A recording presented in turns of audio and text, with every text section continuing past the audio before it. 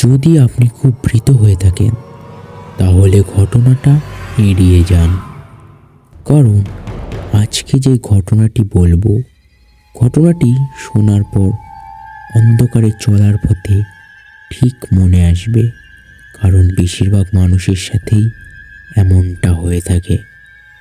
ভূতের বিচার YouTube channel থেকে আমি রনি শুরু করব আজ এপিসোড নাম্বার 3। ঘটনাটি যে আমাকে বলেছে, নামটি উল্লেখ করছি না, এতটাই সুন্দরভাবে যে রেকর্ডিং করার সময় আমার রোম দাঁড়িয়ে যায়। তো শুরু করছি আজকের এপিসোড। সে আমাকে যেভাবে বলেছিল ঠিক সেভাবেই বলছি। সালটা ছিল 2016। আমার বয়স তখন 15 বছর। আমাদের বাড়িটা গ্রামে। তখন পাকা রাস্তা সচল না থাকায় ইটের রাস্তা ছিল। আমাদের বাড়ি থেকে হাই রোড যেতে সাইকেলে 10 মিনিট, আর যদি হেঁটে যাই তাহলে ওই 30 মিনিট মতো লাগতো।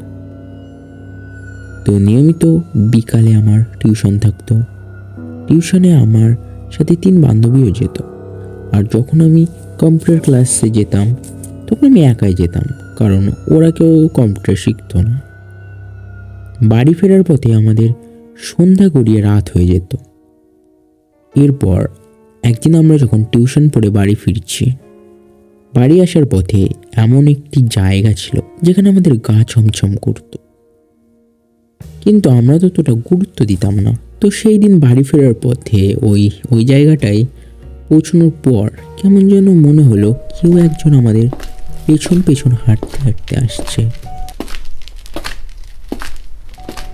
তো সেই দিন আমি বুঝতে পারলেও আমার বান্ধবীদের বলিনি।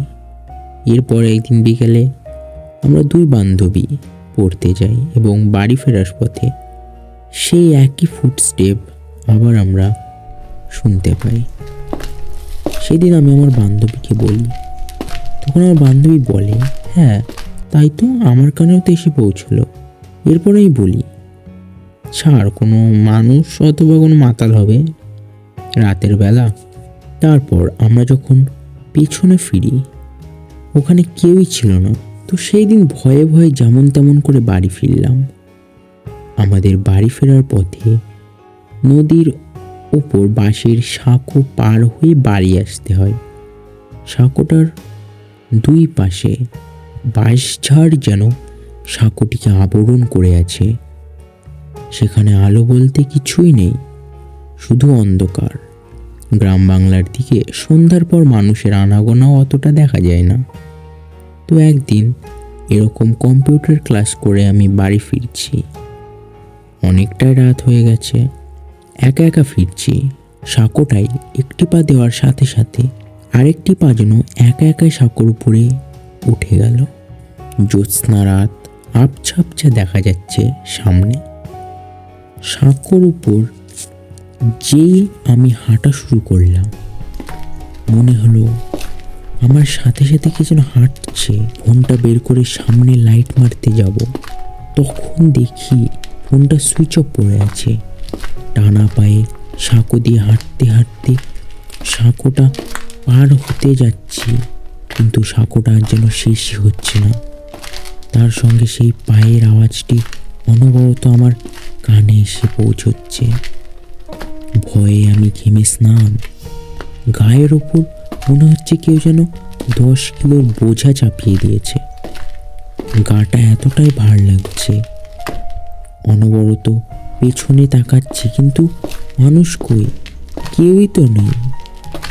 শুধু যে আওয়াজটাই ভেসে আসছে আমার কানে।